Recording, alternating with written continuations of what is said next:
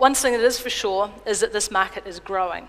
If you look at all of the statistics that show numbers of projects, you show total dollars associated, this is a dollar figure, that everything is going in that direction. So I know many of you are business people, anything that's going in that direction and up and is trajectorying up is a good thing. And if we just look at a few more figures, this is a survey that we did last year, actually surveying people, service providers that were working sort of in the middle pipeline of projects, so architects, engineers, project managers, those types of people. The question was, what percentage of your projects are green? And this is a shift looking at the companies that said more than 60% of their projects. If you look, the yellow is 2012 last year, and the green is what they're predicting. So everybody, in some countries more than others, is predicting quite an increase in the amount of green building work that's coming through their offices. But what we're seeing is a real changing motivation. So we did another survey with McGraw-Hill back in 2008, and the key reason that people said that they were building green was because it was good for their brand, it was the right thing to do, it was fairly intangible. But now in 2012, that is no longer good enough. We need to make the hard evidence case for green building, and we need to make sure that we understand what the paybacks are. We can't just go to the design phase and then build a building and then really not know how it performs. That's how we used to look at green building, but that's no longer acceptable. We've done a very good job at focusing on that front end, and many of the rating systems have been designed around that front end of the life cycle of the building, around the design and construction phase, and we haven't really started focusing on that most important part of the life cycle of a building. Why?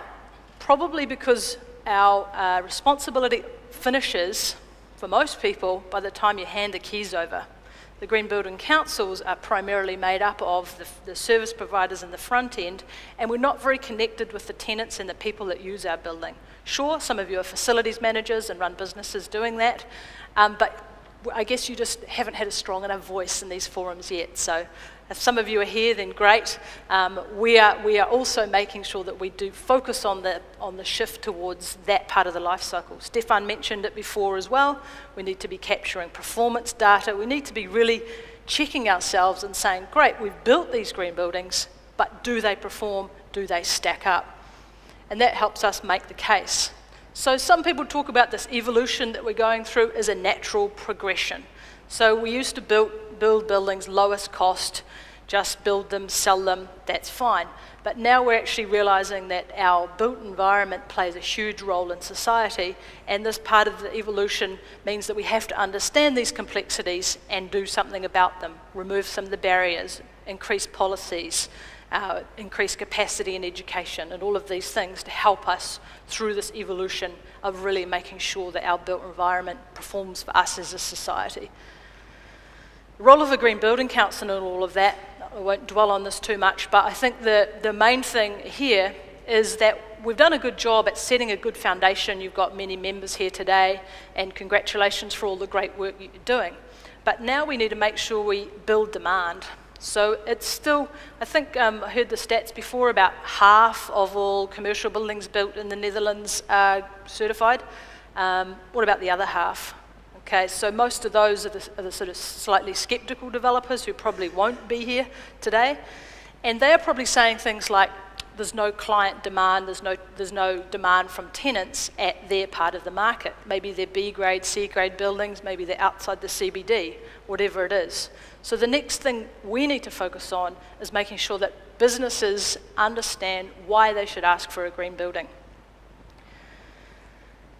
Our vision over time is that all buildings, once we set these voluntary benchmarks in place, whether it's BREEAM, whether it's LEED, whether it's HQE in France, whatever it is, but over time, we want these benchmarks to pull all buildings so that all buildings are of a higher standard than what the building code sets.